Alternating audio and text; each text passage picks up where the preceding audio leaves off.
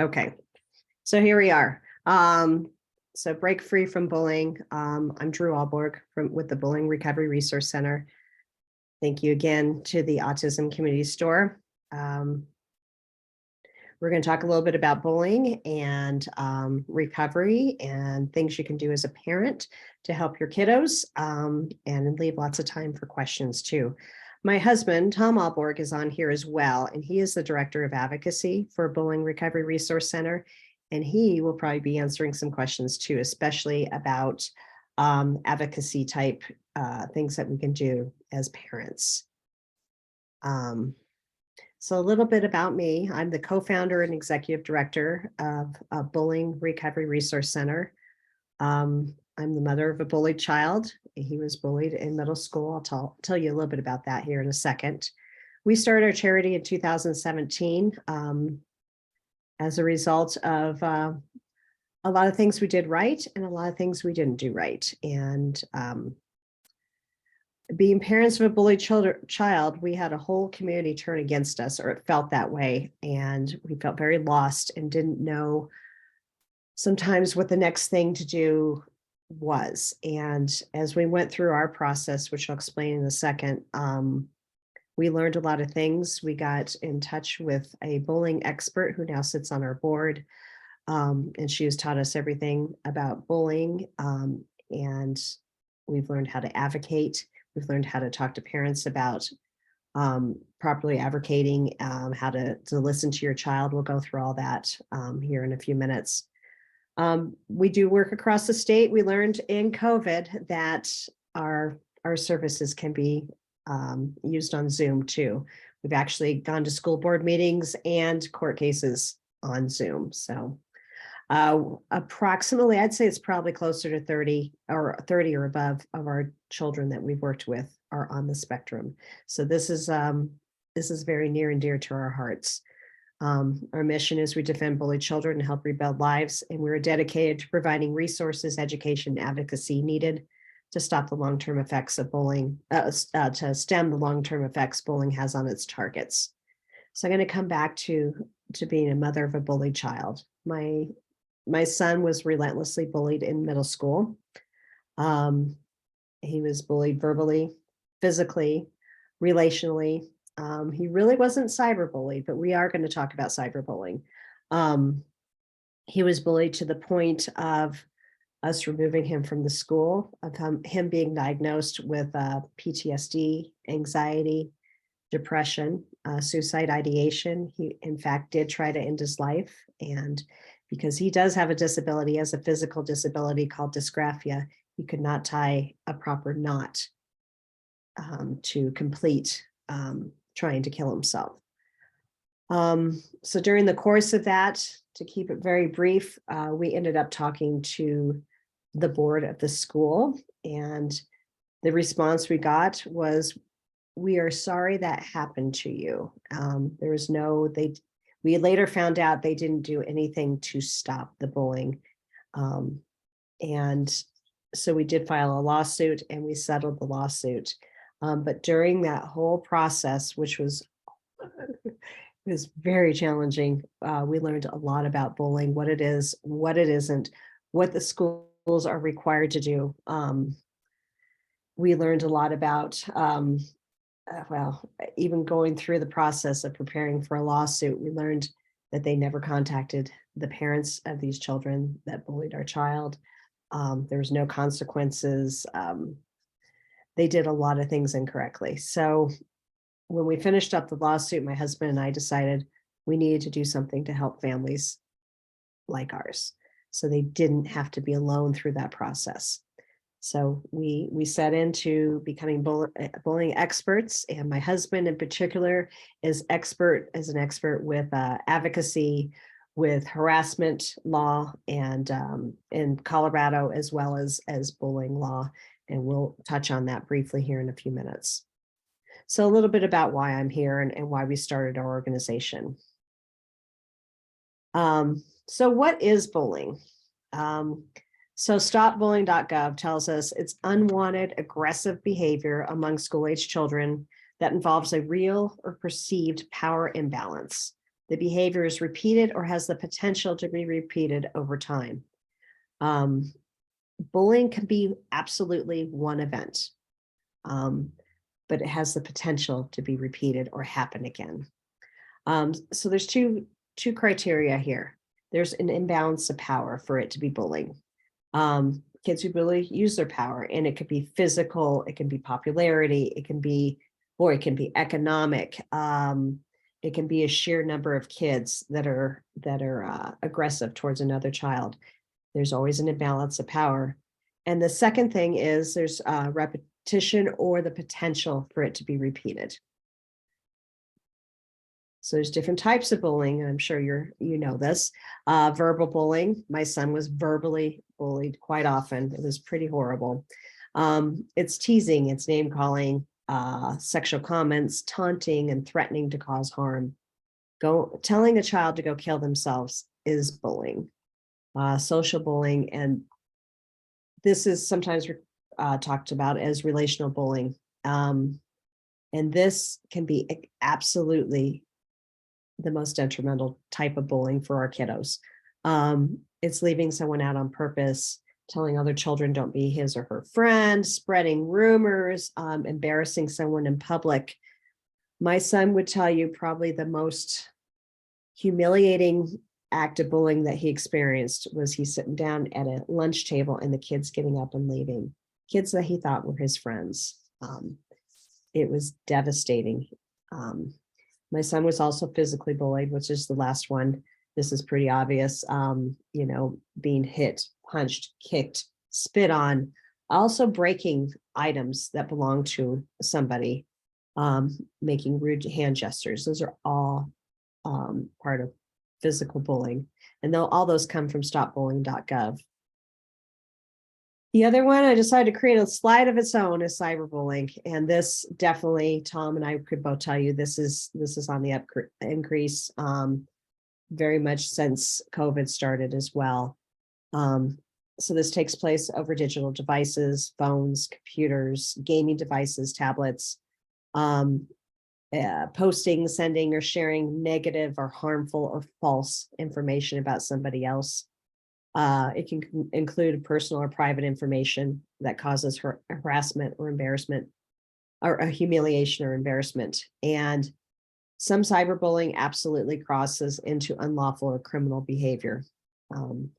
I can tell you we've had a couple cases recently with cyberbullying, children posting inappropriate pictures of their schoolmates online. That is cyberbullying. That's one example, I should say. So this is from Barbara, and I mentioned Barbara earlier. Barbara Colaroso is, she doesn't like to be called this, but she is a bullying expert as well as an expert on parenting.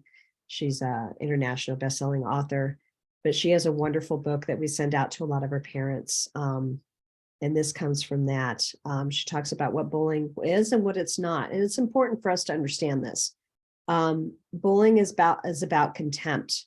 It is a powerful feeling that one has, which absolute disdain or treating someone else as worthless or inferior or undeserving of any kind of respect. It's conscious, it's deliberate, offensive, and the intent is to cause harm to those that they're targeting. Also, a bully will receive pleasure when they cause that harm. Many times it's overlaid with race, ethnicity, religion, gender, sexuality, sexual identity or orientation, physical or mental ability, weight, allergies. Yes, kids that have food allergies are bullied. Economic status. You can increase this list from beyond there too. It can be clothes. It could be almost anything. A child who looks or appears different is sometimes, a lot of times, more targeted for bullying than other children. So what bullying is not, it's not conflict. And conflict, Barbara talks about, is a normal, natural, and necessary part of our community. And I will argue that children need to learn how to handle conflict, all of us. And we'll talk more about that. I have a slide on conflict here in a second. It's not an ignorant faux pas. And those are generally like this says, like, he's so gay, or you run like a girl. Those they're inappropriate, but it's not bullying. It's usually ignorance that's attached to that. Needs to be dealt with, but it's not bullying. Impulsive aggression. I think this is important for us, talking about the autism community. Spontaneous or indiscriminate striking out or emotions and things like that. It's usually reactionary, and it's not an intent to harm. It's just a reaction or something that happens. That's not bullying. That happens. And she puts on here that these behaviors should not be ignored. They need to be dealt with, but not in the same way as bullying. These kind of things can be dealt with possibly with the two kids coming together. They can be coached. There can be an adult in charge to help smooth things over. Bullying, I will tell you again and again, it has to be stopped.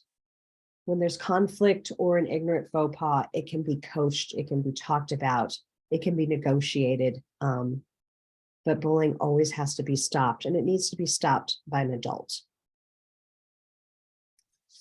So I talked about conflict versus bullying. Conflict is just a disagreement, or can be an argument in which both sides express their views. A lot of times I use the example. I am a huge Colorado Avalanche fan. I have a very good friend who is a Detroit Red Wings fan. We've had actually heated discussions about this, but I'm not looking to cause him harm, and he's not looking to cause me harm. We just have this banter. That's conflict. He's wrong, I'm right. So no, just kidding. We're equal power. We're two people that have a very strong opinion about something, or maybe not that strong of opinion, but we have equal power. And if I push the line and I know he's getting upset, or he thinks I've said something that hurt him, I'm going to stop, because that's conflict. I don't want to hurt him. I just want him to know that my team's better than his team. That's conflict. And like I said, that's normal, natural, and necessary. Bullying, on the other hand, the goal is to hurt, to harm, or to humiliate. It always has that imbalance of power. It can be perceived or real. And if it's bullying, the behavior can continue or will continue when they realize they're hurting somebody else. And those all come from the PACER, National Bullying Prevention Organization, which is a wonderful resource. I love this, and I just wanted to kind of explain, bullying is not just the child that's being targeted and the bullying. A lot of times it has all these other things tied into it. And this is courtesy of Dan Ullowist, who is like he is one of my favorite bullying experts out there. He's from Sweden. And then Barbara's son did the artwork with this. So, and this happened to my son. There was a lead bully, or the head bully, and he had a lot of followers. He had those kids that kind of took an active part, but they always kind of took their lead from the lead bully. No time seeing that. Then there's the target, obviously the child who's being bullied. There's the supporters, that might be the kids that are like, oh, over the sideline. Yeah, go, go, go. Passive supporters, they like the bully, but do not openly support. Sometimes those kids are quiet because they don't want to be the next target. The disengaged lookers or onlookers, they maybe watch what's happening, but it's none of my business. It's not my problem. I'm not going to do anything. Possible defenders, this is where kids are starting to maybe do the right thing. They dislike the bullying and think they ought to help, but they don't, but they're close, right? Maybe with a little coaching, they're close. And then the one up in the corner is, I can't see that one, but we call it in our organization upstanders. Those are the people that show up and intervene on some behalf for the target. And it could be during the event. It could be after the event, going to the child who's been targeted and asking, hey, is there something I can help you with? Do you want to go report it together? I saw what happened. That's not okay. All those things are part of being an upstander. And I would bet my life that upstanders save lives. They save lives of these children that are being targeted. My favorite statistic about upstanders is bullying stops 57% of the time within 10 seconds when someone intervenes on behalf of the target. So these kids are important. And we talk a lot in our charity about trying to move kids into those next areas to eventually become upstanders. All right, so here's the meat and potatoes here. What do I do if my child is being bullied or is even talking about bullying, they might not use the word bullying. They might say, I'm being picked on, I'm being harassed, someone's mean to me, someone's calling me names. If any of those things are happening, it's really important that we stop and we listen and we talk to our parents about, you close the computer, you put down the phone, you turn off the TV, and you give your child 100% attention. If it is indeed bullying, you report it, and you report every incident. And we recommend you always do it in writing via email. If you report it verbally, follow up with an email. And the email should say, hey, we talked on Tuesday about Johnny being on the playground and being pushed. You said XYZ, is that correct? So you're going to create a paper trail. We want you to document everything, document time, place, who, and take further action if necessary. And we'll talk a little bit more about that. That could be everything, it depends on how far it's gone. There's no one solution for every family. We've had families that have had to remove their child from the school, change school districts. We've had a couple families that have been able to get restraining orders against the child who's doing the bullying behavior. It's not very common. It's pretty tough. Sometimes we get a lawyer involved. Sometimes the IEP needs to be relooked at, and you can put bullying into that. And we'll talk about that in a second. So there's a lot of different actions. Sometimes filing with the Office of Civil Rights too is another thing. This fact breaks my heart. Evidence shows that over 60% of children and young adults with autism experience bullying. Among them, high schoolers are most likely to be bullied. Every other child, or different children, it's usually middle school, but with our kiddos that are on the spectrum, it's high school is the most common time. School-age children on the autism spectrum who do not need special health care and those from disadvantaged neighborhoods are also more likely to be bullied than other autistic children. Double whammy with those folks. It's heartbreaking. It's not okay. So here's some ideas that we share with our parents for prevention. This is before the bullying starts, things that you can start thinking about. Educate your kiddos about the different forms of bullying that include unhealthy friendships and romantic relationships. Talk about what friends should be and what they shouldn't be.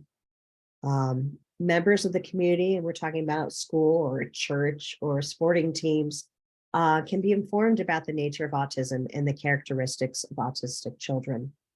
Go ahead and bring in pamphlets and books and things like that. An understanding can go a long way.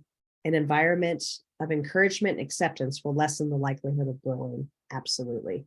The culture of inclusivity will reduce the chance that a child is harmed due to the difference in social or communication skills. I say quite often that schools that have a culture of kindness and inclusivity are going to have less bullying. There's not a school out there that has no bullying, but they're going to have less bullying. And those schools that have that culture that's more kind and more inclusive are going to deal with bullying quicker in an effective manner. So it's an inside job, and it needs to start at the top. It needs to start with the administration and the school district. Lastly, in schools, assigning proactive monitors or buddies in the hallways or lunchrooms to autistic students will reduce bullying during the most chaotic and least structured portions of the day. It's just another set of eyes that help. Ways to reduce the threat of bullying. So these are kind of prevention as well.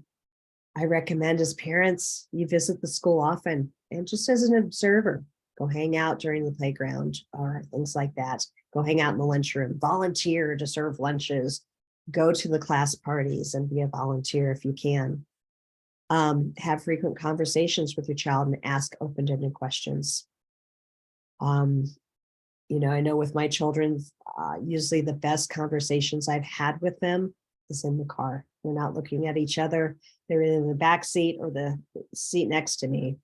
And they're more likely, I know my son was more apt to open up about the bullying when we were driving home from school. When we got home and I was looking at him, it was done. And I had to ask him that open-ended questions. Who'd you eat lunch with? How'd you, those things, not a yes or no answer. Who'd you eat lunch with? What did they bring for lunch? What was your favorite part of the day? What was your least favorite part of the day? Really? How come? What was that? So we got to pry a little bit. I will tell you, children, all children, will a lot of times not want to talk about the social interactions going on at school, especially if they're negative. I think about it as a child's job is to go to school and be successful, whether that be grades, friendships, having the best art project, whatever. It's very important. And when those fail, there can be a sense of shame for our kids. So with my son, I can tell you it came out in eyedroppers.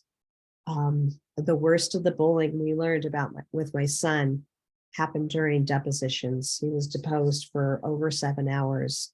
And that's where we found out he was assaulted every day in the bathroom. We had no idea that it was that bad. So he was very ashamed for some reason. That was like the pinnacle. That was the worst thing he wanted to share with mom and dad. I encourage you to have open communication channels with teachers and ask them frequently about your child's interactions at school. Hey, who are they sitting with? Do they seem to be okay? All those questions. And make them a partner in this.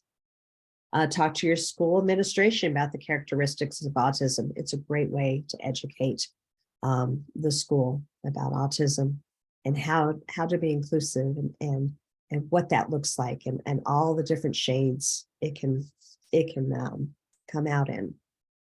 Speak to your child's teachers about specific strengths and challenges for your child. Really become partners with them if you can. Some other things. Help educate school personnel such as playground monitors, bus drivers, the people in the lunchroom about autism awareness. If you're concerned that your child has been bullied, report it to the school immediately and follow up. Consider including bullying in your child's IEP. I'm going to have Tom talk about that here in a little bit, but it can be included in the IEP. And if it needs to be revisited, please ask for that. It's really important. We protect our children. Social skills and self-advocacy goals should be included in the IEP. Encourage the school to facilitate a buddy for your child. It's a great idea. Some schools have buddy benches where if a child is feeling alone, they can sit on the bench and there's a certain set of kids that are committed to go and sit with them on the bench. And mentor your child and remind them of their strengths and work with them to build their self-esteem. We work with another organization from time to time that does bully proofing boot camps. And specifically, a lot of children who are neurodiverse go into the boot camp. And it's a wonderful way for the parent and the child to learn how to talk about bullying, what to do if it feels like it's conflict or bullying, how they can react. The child can learn some one-liners that feel good to him to kind of stave off the bullying. They learn how to take care of their friends or report bullying. So that's another option too. It's a great workshop. So a little bit about us again. So like I said, over 30% of our clients have a child who's on the spectrum. It's a heartbreaking statistic. But what we do at our organization is we empower and educate parents and caregivers to advocate for the child who's being bullied. We work one-on-one, shoulder to shoulder with families to provide hope and the best options for their family. And like I said, that could be a litany of things.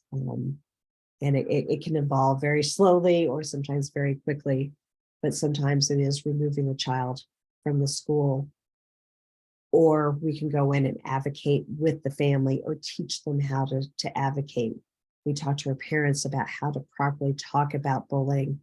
Your child's not a victim, they're a target. If they strike back when they're being physically bullied, that's not retaliation, they're defending themselves. So it's real important that we talk about it in a very proactive way. And we work under disability law and Colorado law to hold schools accountable. There was a law passed 2 years ago called Jack and Kate's Law.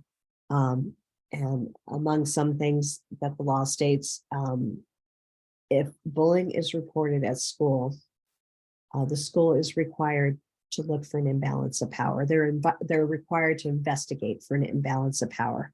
And as we all know, that is a determinant of bullying. If there's an imbalance of power, perceived or real, it's bullying, and it has to be stopped, and it has to be stopped by an adult. It's not up to the kids to do that. They can't. There's an imbalance of power. They cannot stop it. Drew, yes. Oh, you're almost finished. We'll go to questions then. I see. Okay. Okay, cool. Go ahead. So, and yeah, and we'll bring Tom in too. He can talk as well, or he can share his experience. So here's our phone number. Feel free to call us. I'm at extension 1, and Tom, who's the director of advocacy, is extension 2. Our website, we're on Facebook, LinkedIn, Instagram, and we're here to work one-on-one with families and help you walk through this time if it does happen. And that's it. Awesome. We'll start with some of the questions in the chat. I understand parents need to inform the school, but who's the best personnel to reach out to in the school regarding bullying? That's a great question. Again, I'm sorry, I'm introducing myself. My name is Dru Ahlborg, and I'm the Director of Advocacy for the Bullying Recovery Resource Center. And that question really is, they'll always tell you start at the teacher or all that stuff. Don't. Go right to the school. You can go to the assistant principal or dean of students, but somebody has to have disciplinary, can issue disciplinary consequences, or you're wasting your time. Because honestly, the only way to get it stopped is for somebody who investigates it, determines it's bullying, and then issues consequences. And that's going to be the lowest level will be, at like a high school, it'd be like a dean of students, assistant principals, and then principal. And I, recommend to parents too to continue to escalate if you're having problems with any of those, all the way up to the superintendent. And I'll just comment, I used to be a school social worker. I mean, also copy the social worker. I would say they're also very influential with administration. They are, but I will also say that from our experience with schools, school counselors or school resource officers, kind of sometimes people think that they're like a separate unit, like a school counselor is like going to keep everything confidential like a therapist would. And honestly, a school counselor is just another administrator. They're responsible to report. It goes in their, the student's academic record, or sorry, whatever file it is, their student file, anything they say. And so if you're the squeaky wheel parent trying to get the principal to stop the bullying, and your daughter or son goes to the school counselor and doesn't want to, even if they lie, but and say, I hit him back, you can guarantee that the principal is going to tell you, well, that's conflict now, it's not. And potentially, even since your son or daughter admitted to it to another administrator, even though they thought it was confidential, there's a potential for consequences to be administered against your child because you admitted to it. So I'm saying is that I always recommend therapists outside of school for bullied kids, because you can really have 100% trust in that. The only notifications you get as parents are that whether they're going to be a harm to themselves or others. And so they can really have confidence that what they say is held in confidence. School resource officers too, It's not always known. And some counties don't have them anymore. So I'm speaking in general if they do. But schools resource officers, while they are police officers, their performance evaluations are done by the schools they serve, because so they have a direct impact on someone's wages, earnings, things like that. So if you can't get the principal to take action, I don't think you'll probably get the school resource officer either. So we recommend different things with that as well, but reporting it is great. And I wanted to add one thing. Tom, you and I have seen an uptick in, if bullying's reported, both parties get consequences. Oh, gosh, absolutely. Instead of investigating, both kids get sent home, both kids get, suspension. They say it's part of the matrix, that's not appropriate. That's not okay. Well, and they call it a fight is what it is. And so the issue is they're not looking for the imbalance of power as they're legally required to do. And so in particular, kids on the spectrum are seriously disadvantaged with this, because the exact nature of the disability targets social relational skills. And so, what I would refer to in a argument as street wit or relational type, situations can be really take advantage of them. So sometimes to just make it conflict equal, they might be the first one who hits, because they're trying to turn it to an equal, maybe something that might potentially have, a better chance of being equal. And so I've seen issues where they're the one that gets the consequences only because, and we've helped with that too, but because they actually hit somebody that was essentially taunting them and social relationally bullying them. They knew that they were being mean, but some of these kids didn't understand exactly how or why. They knew they were being humiliated, but they couldn't explain exactly how or why. And so that's where the imbalance of power was, and they were exploiting it. So some schools say if they don't actually target the imbalance or the disability, it's not bullying. That's not true. It's exploiting the imbalance of power for bullying. And so that can be size. I mean, in protected classes, it's the disability and what it, creates, but it can be size, popularity, all of those things as well, that, numbers of kids coming after. And so we help defend that. And also there's no such thing as a pure, I don't like the word victim, but pure target for bullying, meaning that there's often times where they did strike back, or they called them a name, or they did something, because no one wants to look like no one wants to just feel utterly helpless. And in perception with other kids there, especially since most bullied kids don't care what the bully thinks of them, they're more concerned about what the, onlookers are thinking and their friends or anything like that. They might say something back that the school will say they retaliated, which is a conflict word, even though that's really defending themselves. And so, our Colorado state law allows children to defend themselves, not children, but anybody to defend themselves. It's only in schools that if you say or do anything back, if you're not 100% pure victim, you basically retaliated. So it's difficult. I think that's because schools have found it difficult to investigate and determine bullying, and they're lazy. It's the easy way to just outsource into conflict. Next one was, how is it possible to have self-confidence and a sense of self-worth after going through decades of bullying? Wow. You want to take that, hon? Well, I mean, that's a great question, right? And every is. child's different. I will tell you the best piece of advice that we were given with our son, and he is not on the spectrum, but it turned out to be invaluable, is Barbara told us that he needs to see the good in the world again. And she recommended that he do some kind of volunteer work. And she also recommended it had nothing to do with bowling. So my son elected to go work at the Dumb Friends League. He was a junior volunteer for a while. And then that summer, he trained to be an assistant camp counselor as a middle school student. And he discovered he's really good with little people.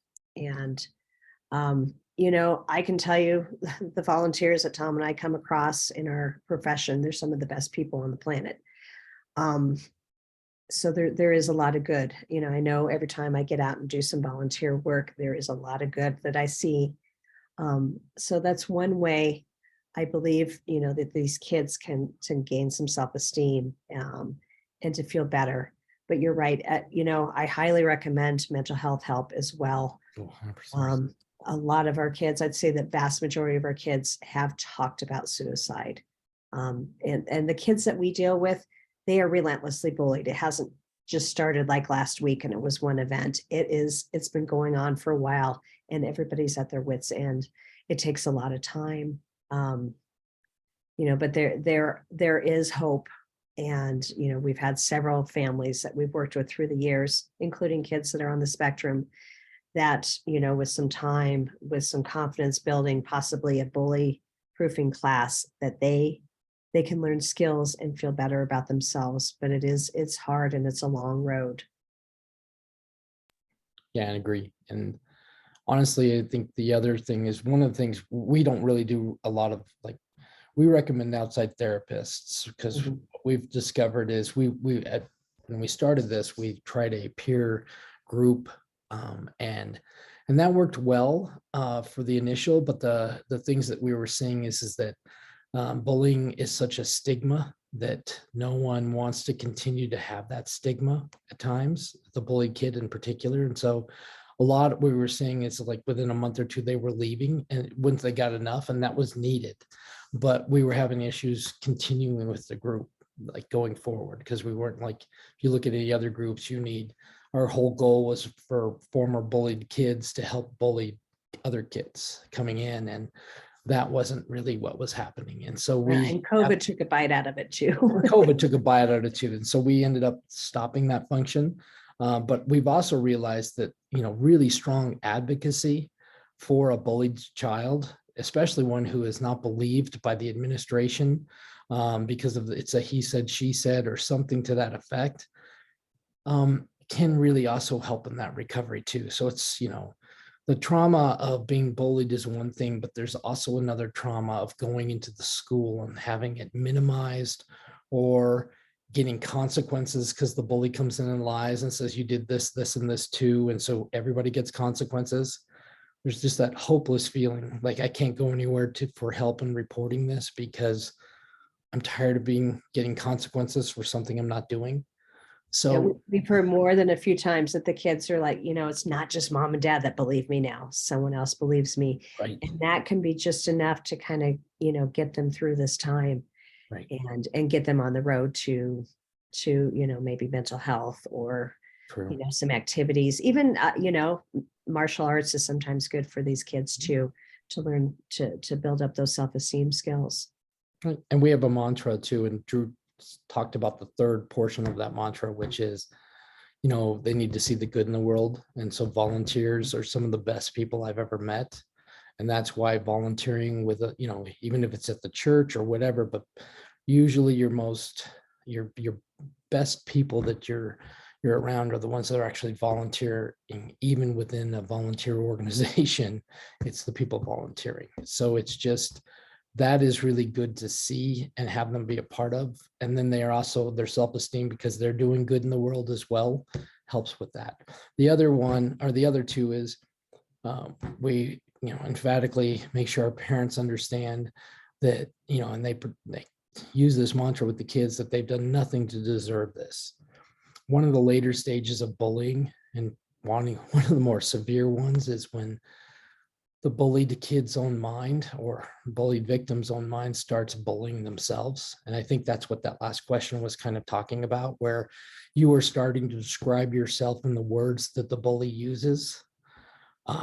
That's really, I remember when my son started doing that, I just went, it was, I went into tears when he did that because there was a name that they called him all the time. And he goes, maybe I am just that. And I remember, I still get a little upset about it, but I just remember really at that point realizing how much damage this was doing to him. So that's when, mental health help and all those things, but they've done nothing to deserve this. And there's nothing to be ashamed of. That sometimes there's this feeling I'm being targeted because I must have done something. And it's like, no, you're targeted a lot of times just because whether, it could be hatefully oriented over races or whatever protected classes, or it could be you're just easy target. And they want to, this bully's in pain somewhere else and wants to exploit that over you. So that's kind of what we look for. So those three things, they didn't deserve it. There's nothing to be ashamed of, and they need to see the good in the world. Can you say the name of that boot camp that you mentioned? Yeah, oh, go ahead. No, you know it. Go ahead. It's so I know it's offered through 2 organizations, one through the Peers. Is it Peers Group? Yep. PERS.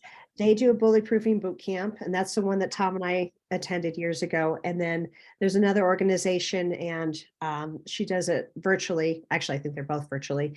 And it's Valiant. Valiant. Yes. Yes, Valiant. mental health.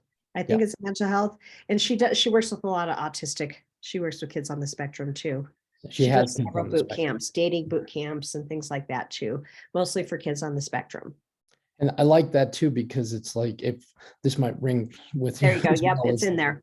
Yeah, it might ring true too for people to understand. They use checklists, Thanks, Kristen. which because, well, for kids on the spectrum, that's a great way. So how do you manage conflict? I mean, one of the things in bullying that we see is because, I say our kids because we have so many on the spectrum, but kids on the spectrum don't manage conflict well because they don't understand the social cues that are going on within that argument and things.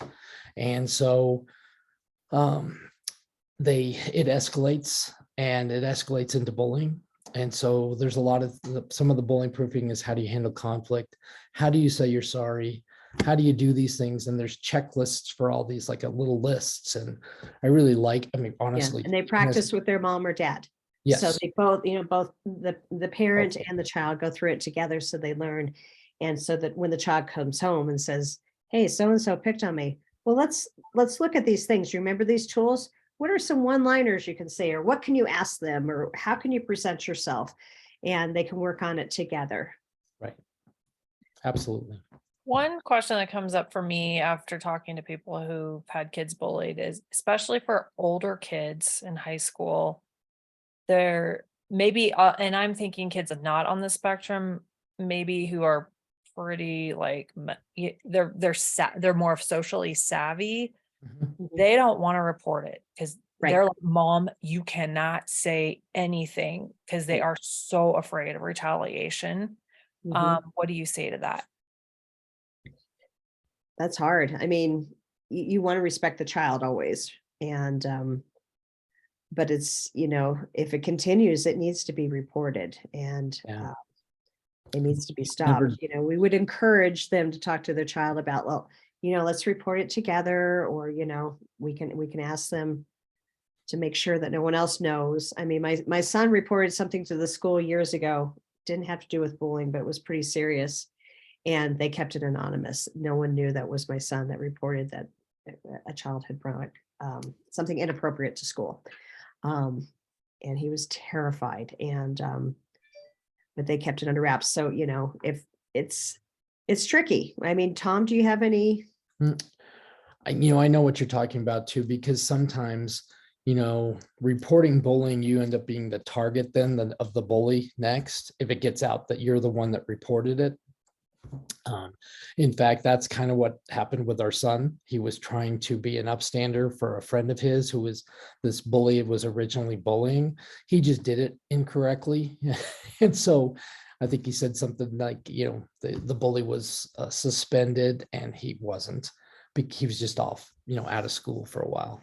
And so the bully got really mad because everybody told him that when they got back. And so all I'm saying is that, reporting it, you might encourage them to talk with their parents, to have them come in and help at like after school or before school. So it's not where it is witnessable by someone, like the bully. So you don't want to be pulled out of class. You don't want to be anything like that where it is apparent who the one who told is. And so that's, that's probably the proper way, but the best way to protect that the witness, because honestly, that's being an upstander, and we want to encourage that as much as possible.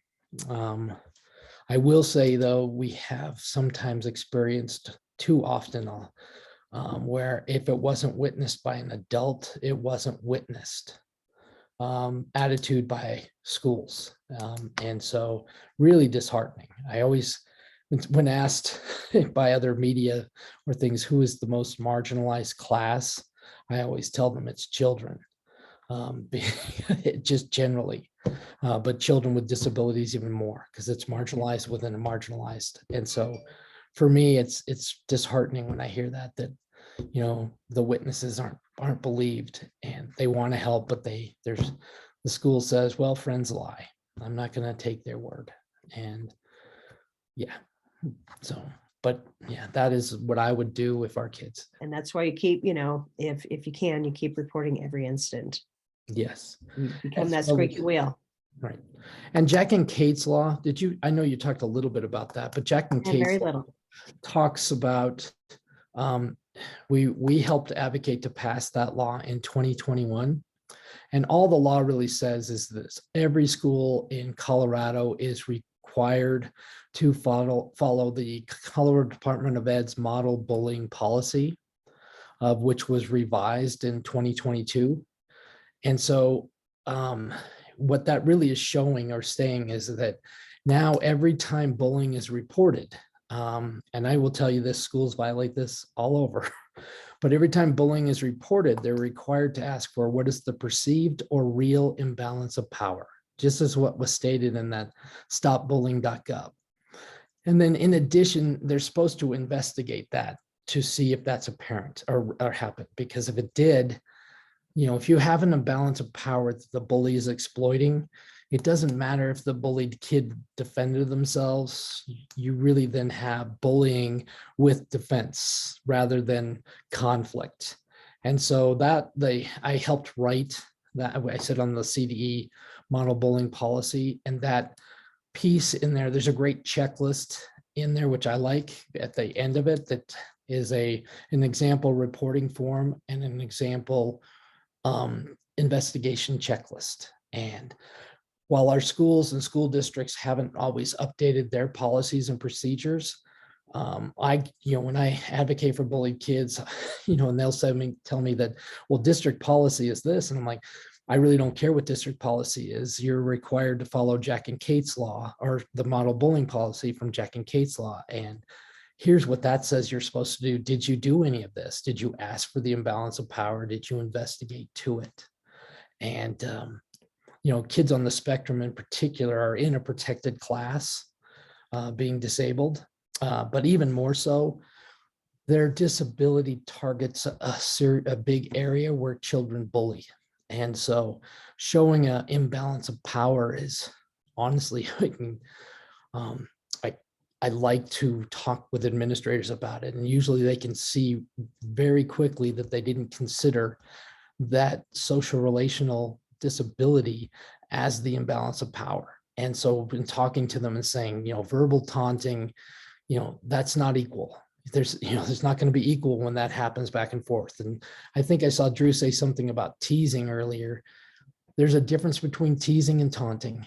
Teasing is like with friends, I tease and kid, but I never mean to hurt. And if I do say something that's wrong, I say I'm sorry and do all that. So teasing is something that friends do with each other because it's like ribbing or stuff like that. It's funny. Usually everybody laughs, but occasionally you can go too far and hurt somebody's feelings, but then you back up and stop. Taunting is what happens with people that are not friends and they, want to harm others with a verbal assault. So teasing is a conflict word and taunting is a bullying word. And so for me, I kind of will also show that as well, is that,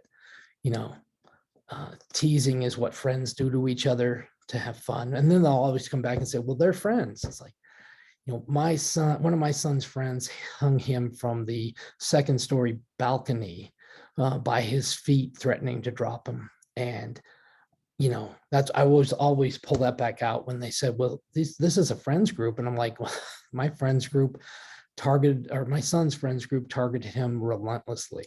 And so, it's, you're somebody's friend when you're being friends with each other at that time, not just because you're a hanger on or something like that. And I've had to point that out to administrators as well. And our kids sometimes don't know what friendship relationships should be like on the spectrum. They'll call an acquaintance a friend because they're not sure. It's that social relational disability. They're not sure what's the difference between somebody who talks to me and somebody who's kind to me. You guys, I just love this topic because when I worked in schools, I just had so many questions all the time about it. What about like the whole relational aggression groups who group bully sort of and isolate? I didn't hear you talk about isolation. I don't think. Shunning and isolation, exclusion. Yeah. Yeah. Yeah. And that's, and bullies generally target somebody. They don't pick randomly. They know who they're going to go target because there is that imbalance of power.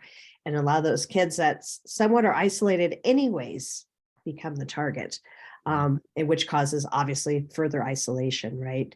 If the bully, I hate to use the word successful, but if they can properly get them away from other people, it's an isolation tactic. And other kids might be those onlookers that I don't want to get involved, so that child is further isolated. That's why the buddies are so important.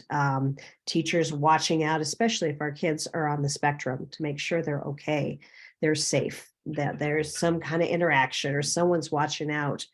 There's a lot of research that says even if these kids have one trusted friend, the chances of them recovering from bullying or having more mental health problems goes down. It just takes one person to be that buddy. There's an organization called Rachel's Challenge, and Rachel was the girl that would go sit with the person that was isolating at the lunch table. Hey, what's your name? I saw you in drama club. What do you, she always made friends with those folks. We need more kids like that. She was more famously or infamously known as the first victim of Columbine. Yeah. So Rachel is Rachel Scott. And so but the thing, the challenge that they do is a kindness challenge. And they have, and the one thing we like that one for, because it's not just a one assembly and done show. They actually they have 4 groups, which is friends of Rachel that can stay there, and they'll help set it up, and they'll stay there, and then that group can organize kindness things and stuff like that. So what we look at it is, as far as with changing school cultures, at least as far as within the student population, Rachel's challenge is very good. Some of the problems we run into when your administration is really more of the problem in it, there's a culture of fear from teachers reporting it, any of that type of stuff. Much more difficult. Friends of Rachel can't really change when the issue of I'm reporting it to people, but no one's doing anything about it, and no one wants to get involved because there's a certain fear that the administration doesn't want bullying to happen. Therefore, we can't report bullying, and that's problematic across our state. There are certain districts that are worse than others, from my experience, and I have a lot of it with that. But there are. I wouldn't say there's really any district that's doing great. I would love to cross one yet that's really using Jack and Kate's law and the model bullying policy, but we're in 2023 and I haven't seen that yet. Nicolette? Do you, for when you're doing the suggestions of the school having somebody that is the monitor, I mean, is it your experience that most schools kind of know that practice or already have kids in mind that they utilize, or how do they usually find who will be that child's buddy? You know, some schools have mentorship programs. I know there's some schools that the ninth graders kind of mentor the seventh graders coming into middle school, or the sixth graders, I should say. I'm sorry, the eighth graders mentor the sixth graders. I don't think it's utilized enough, to be honest. But I think those kids that, you know, they want to make a difference and they want to help out, those are the kids that should be asked to do something like that. But yeah, you know, and sometimes it's the adults, it's the playground monitors that, like, you've really got to watch out for this child or this group of children, because they could be targeted, right? And we want to make sure they're safe. And bullying, and I didn't talk about this, bullying happens a lot of times out of the vision of our adults at school. And you probably know that. It's in the bathroom, it's in the hallways where the teachers are not hanging out. I'm trying to figure out, with my son, they locked him in lockers all the time. They shoved him in the locker and shut the door on him. But he was bullied in the bathroom. It's the corner of the playground that no one actually goes to. So it's important that schools know about that too. Hey, you need someone over here, you know, or you need someone out in the passing periods. And honestly, schools do know about that. Yeah. So we and we didn't create it, but we came across another anti-bullying advocate that created a pamphlet of the warning signs of a do nothing principle. And one of those warning signs is they know where the bullying is and they just choose to ignore it.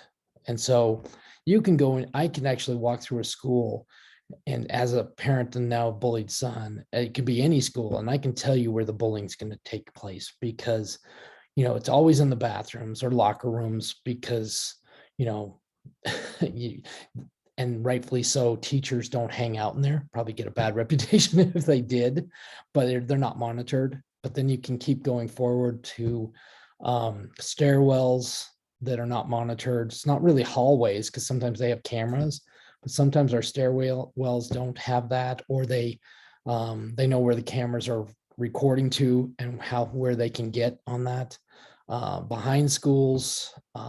So you're looking for places that are not monitored by adults and seem to almost be intentionally sometimes not monitored, because I will guarantee you, on schools that have been around a long time, this is not new, the locations as to where bad things happen in their schools. It's consistently in those locations.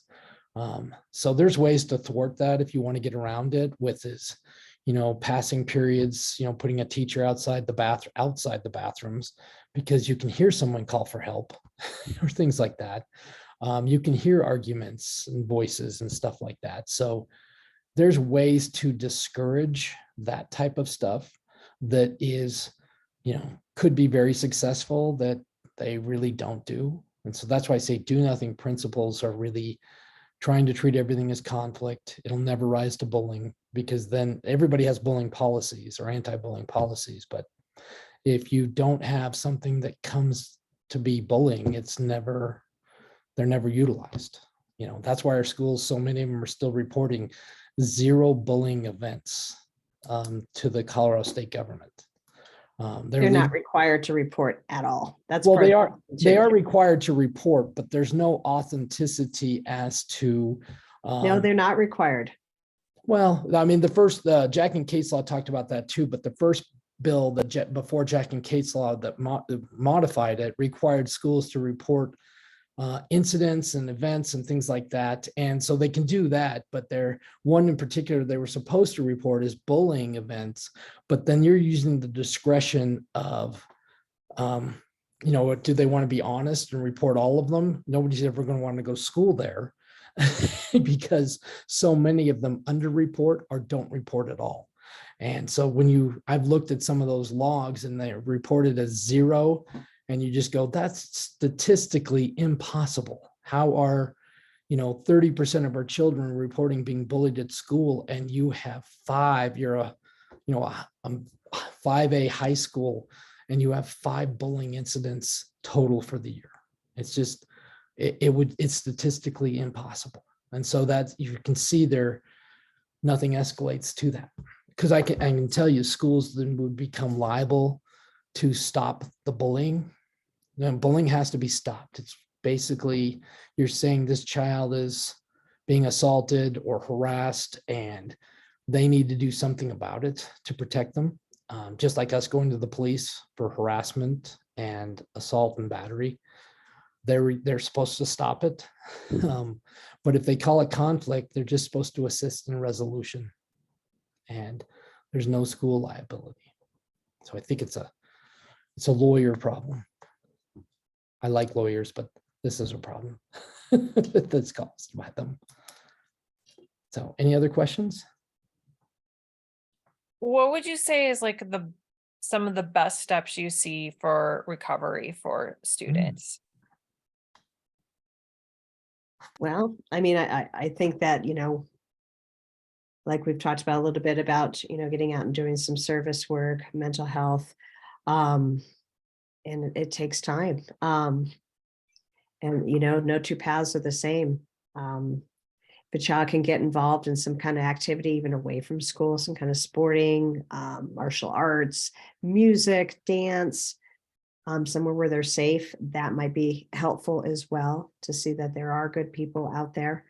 But it took my son all the way up through his senior year. By the way, he is in college now. He's a sophomore I'm doing at well. college, out of state, and is thriving.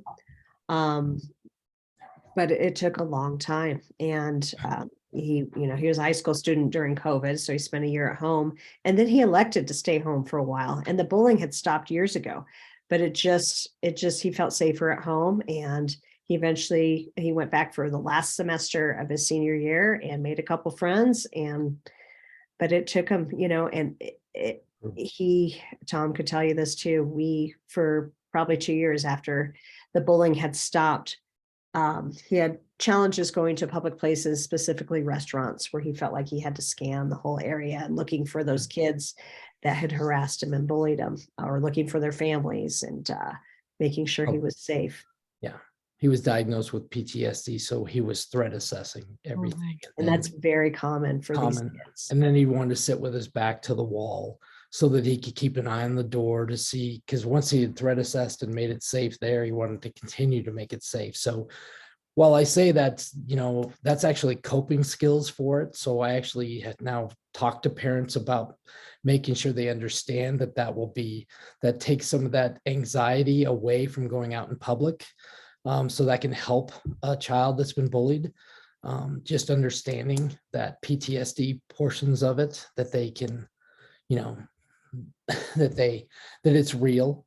I also will talk to parents who's for a long time, their kids have told them that they've had stomachs, they think they're making it up, stomach aches and headaches and things like that. And honestly, that's the manifestation of anxiety and stress. And so it is their stomach does hurt. They're not making that up. My son would get horrific stomach aches, and they seem to only intensify the closer we got to having to take him to school. And then as soon as we would say, okay, that's fine, you don't have to go, the stomach ache would start going away. So there's this perception of they're fake, but in truth, it's absolutely the physical manifestation of trauma and anxiety and stress that's going on within a bullied kid. So I always, suggest to my parents, I believe them when they're doing that. And, we provide a lot of different services too. So, if you do find that there's that, what do you do if you've exhausted this and the principal's doing nothing? Those are cases that usually then come to us. Parents become so frustrated that they will contact us, or maybe they've done something even worse. I mean, I told the head of school of my son's school that she was a waste of space. And so I understand when parents lose their temper, because there's a genuine fear when your child is, having suicidal ideation, that something massive is going to happen. And so when you get resistance, or somebody acting like this is flippant or no big deal, I have seen parents say things where they get trespassed from school grounds. And so my concern then is, then I can come in and advocate or something with the other parent or something to that effect, because they still need to be protected. But I've seen schools misuse trespass as well. So, I talked to our parents and just warned them of you can't lose your temper, but I can, because if they trespass me, I'm just an advocate. That's your child there. So if you want to yell and scream at them for something, and it doesn't have to be us, but contact an advocate that comes in and doesn't yell and scream, but gets angry with them for failing. And then, the worst they can do is trespass them. I attend most meetings Zoom wise anyway. So what are they going to trespass me for? But yeah. So anyway, that's some of the strategies are beyond that as well, that we go not only escalation, but then also protected class law and serving something called the Gebser letter. I won't go into that. It's really technical unless somebody is interested later. There's things that we can do. And then we have referrals to attorneys that specialize in this protected class law. Can you talk just really briefly, Tom, because you're much more versed at it, and just real brief, like how can you put bullying prevention in a IEP? Okay, absolutely. Thanks. Bullying, it's really bullying. Well, especially for somebody that's on the spectrum, I think it's because they will push back significantly on bullying being included in the IEP. And there's a reason for that, because lawyers, and I love them, these lawyers, these civil rights lawyers or disability lawyers, have held them accountable to that. They're recognizing the bullying as soon as they put it in the IEP. So, and it is a strategy I have my parents use too, because if the special ed department puts it in the IEP, but the principal's unwilling to call it bullying, you've just had the school call it bullying. And so you don't need the principal anymore to call it bullying. The special ed people did. So, but if you have proven bullying and the school's willing to put it in, I suggest putting it in, because there are services that can be done. You could say, especially for kids on the spectrum, the social relational self-esteem building class type stuff that can happen within the curriculum. There are certain, educational services that can target those areas that they can provide services for. In fact, I was just at an IEP. I'm not an IEP advocate, but I'm a bullying advocate, an anti-bullying. And so this kid was horribly bullied. And we went on and put that, he needed, skills in managing conflict, which were social relational skills, which were, self-esteem building skills, so that, these bullying events wouldn't be hopefully as frequent. Also, he needed to become able to identify what is bullying. And so, the school psychologist started working with him to really test him on situations. What do you think these are? Giving him like situations where he would say, that's conflict, that's bullying, so he could start understanding what was happening to him. Those are also educational services. Oh, sorry, I talked over your. Oh, I was saying that's great. Yeah. So that's the strategy. And also the strategy too, I tell parents that if they can get in the IEP and the administration saying no, but the special ed department says yes, you can honestly go to an attorney then and say, the school is recognizing bullying, but doing nothing to stop it, because the special ed department just recognized it, and that's the school. So there's legal strategies with it too. And we try to do everything. There isn't anything I'm not willing to try to protect a bullied kid. Any more questions, folks? Hey, thanks everybody for coming. Yeah, thank you. Thanks for hosting us. Yeah.